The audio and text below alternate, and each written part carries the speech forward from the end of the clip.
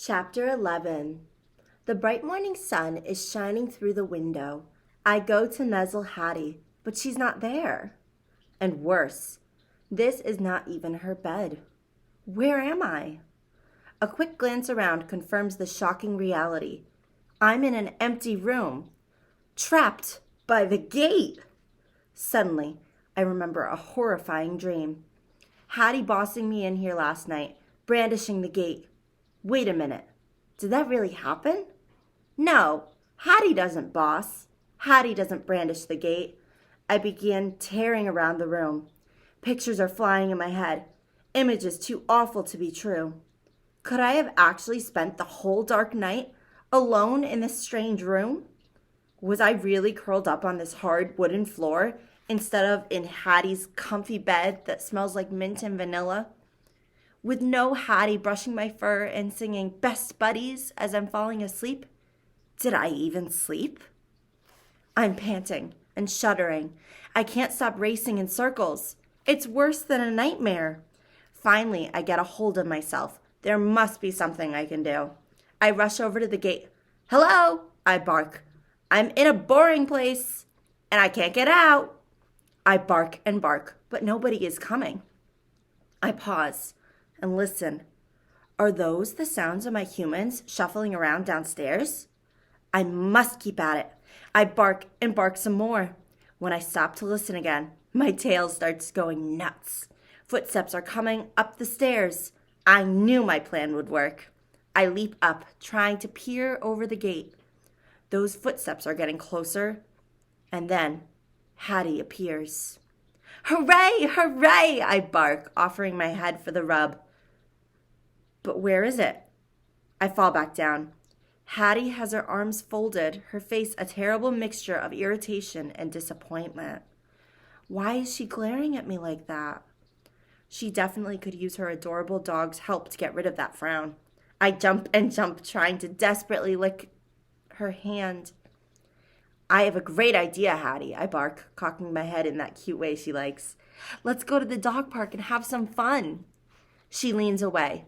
Stop it, she says in a sharp voice. I collapse in a heap of confusion. What is happening to my Hattie? My heart's so heavy, I might sink right through the floor. Hattie talks in a serious and scolding voice. She does not sound anything like my Hattie. She sounds a little bit like Food Lady when I climb on the couch. Hattie speaks and speaks, using lots of human words I don't know. They are pelting me like rocks. I can't even look at her. All I can do is cover my eyes and sulk. When Hattie leaves, I'm alone for a long, long time. But then there's good news. Hattie is back. She removes the gate and scoops me into her arms. Yippee! She's my Hattie again. I lick her chin and her neck and her ear. But my hopes quickly crash when we get outside. She sets me down and strides right over to that giant tree.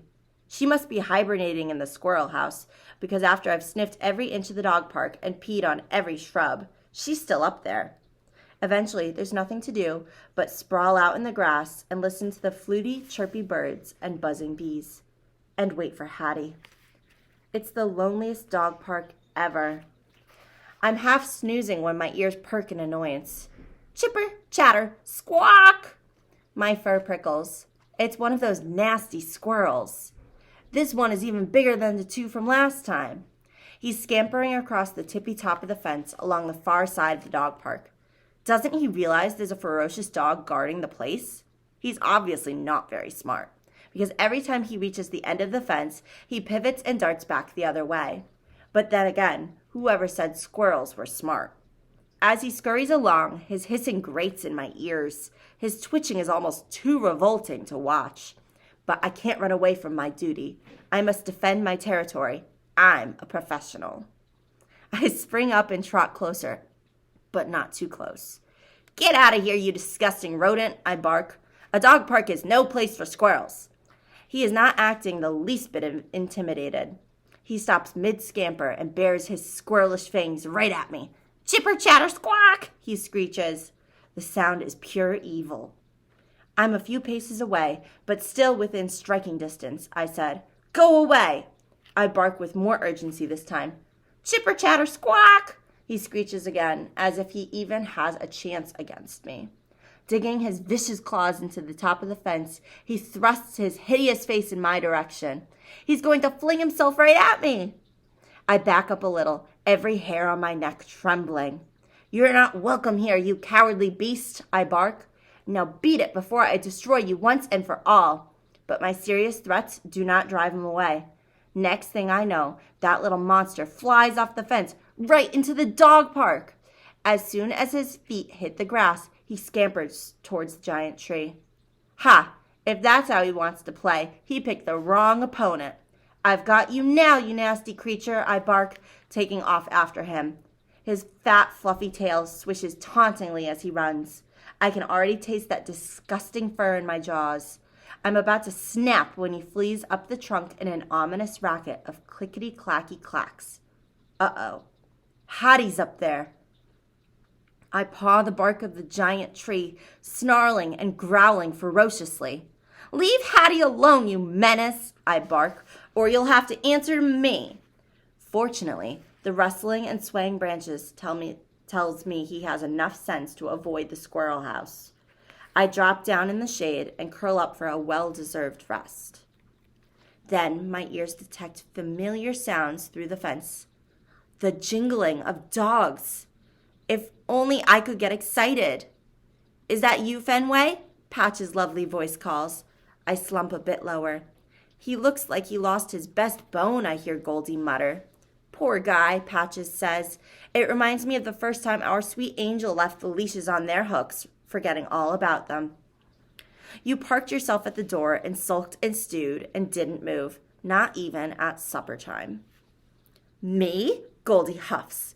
I believe you were the one who whimpered and carried on like a puppy when she went out with us that day. She practically shut the door on your nose like you weren't even there. Patches sniffs. She ran out without giving us so much as a pat. Well, a dog can't keep living in the past, Goldie says. What's done is done. Patches sighs. Still, I can't help but remember the good times. What's the point, Goldie says, then calls over to me. Hey, Fenway, do yourself a favor and move on without that short human. You're only making yourself miserable. Have a little sympathy, Patches says. Can't you see the pain he's in? It's all too much to bear. Leave me alone, I cry. See, Patches says. Hey, I'm only trying to help, Goldie says. Is it my fault if the little guy won't listen to my advice? There's advice, and then there's wise advice, Patches says. And I suppose yours is wise, Goldie grumbles. Fenway, Patches says kindly. We know from experience how hard it is to move on. But believe me, life without your short human isn't as bad as you think. That's your wise advice, Goldie says.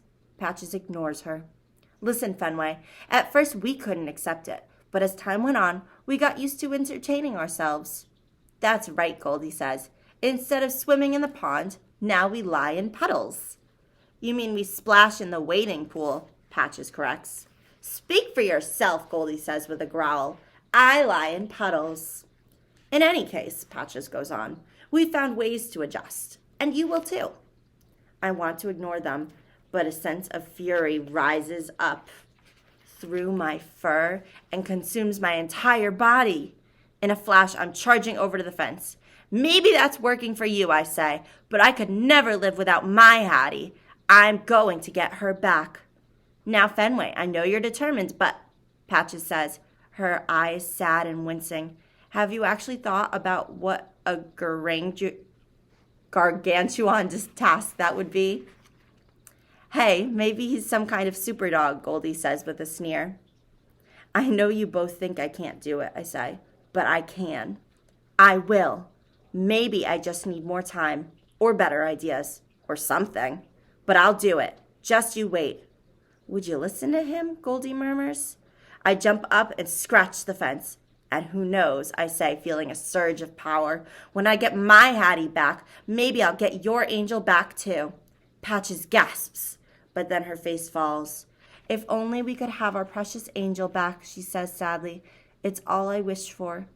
Too bad it's impossible, Goldie says, then looks away suddenly, like she doesn't want us to see her drooping ears. I know I'll do it. I have to. All I need is a plan.